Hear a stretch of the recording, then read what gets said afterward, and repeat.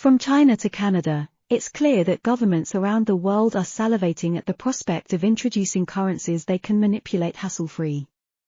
Arguing over the prudence and implications of issuing a central bank digital currency, CBDC, in the United States has seemingly become one of Washington's favorite icebreakers.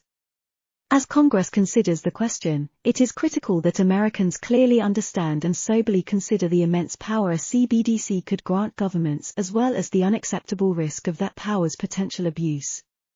In March, Florida Governor Ron DeSantis introduced a proposal to ban CBDC use in his state, arguing that total monetary control by the federal government is dangerous for American society. Shortly after, the White House released its economic report in which it argued in favor of a CBDC as a mechanism for advancing human rights, democratic values, and privacy. The fact that many countries and monetary systems have begun to develop and issue their own CBDCs colors the domestic debate as well. While no technology is inherently evil, the consequences of various technologies' potential misuse varies considerably. So too a CBDC system is, at heart, merely a tool not inherently good or bad on its own.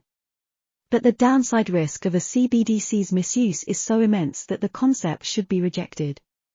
The idea of completely centralizing absolute control over people's ability to engage in commerce via a CBDC should be anathema to free societies, even if the prospect of that power's misuse seems outlandish today.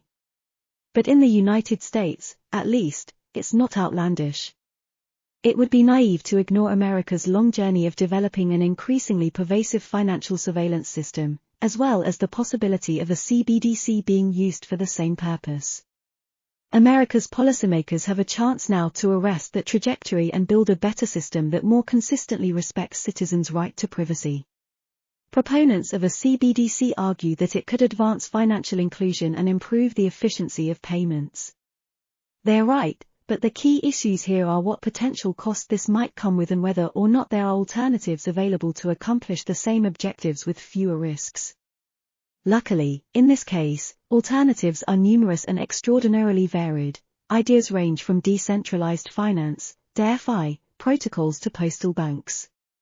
Critically, these alternatives can accomplish many of the core benefits that proponents of a CBDC point to while avoiding the downside risk of creating a system that, if abused, could undermine individual rights in a way few technologies ever could. A CBDC could not only grant a government total, unchecked surveillance into someone's financial life down to every cent spent, but also allow a government to, for example, prohibit an individual from engaging in commerce altogether or literally delete the assets of some disfavored individual or group of individuals. No government should have that power accessible via a few keyboard strokes. Examples leveraging the, relative to a CBDC-based system, decentralized financial system we rely on today also warrant caution. In 2022, Chinese citizens who shared pictures of a banner condemning Chinese Communist Party General Secretary Xi Jinping lost access to their WeChat accounts. WeChat is a do-everything app that is commonly used as a method of payment, which means suspended users were unable to accomplish basic tasks such as calling taxis or purchasing groceries. Similarly, the Canadian government last year used emergency powers to order banks to freeze the accounts of people participating in protests the government deemed unlawful.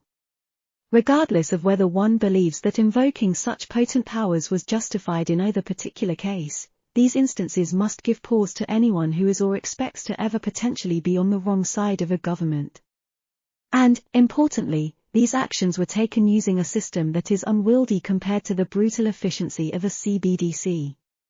Americans across the political and ideological spectrum should find common cause in rejecting the issuance of a CBDC, whether one is concerned about a CBDC's power to grant the government absolute control over extremely personal life choices or because one is concerned about the federal government targeting disfavored individuals or groups writ large.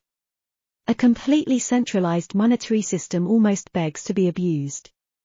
The mere possibility of such a powerful tool being used for unlawful, immoral, or restrictive reasons on a societal scale means that the idea of issuing one warrants extreme suspicion, if not outright rejection.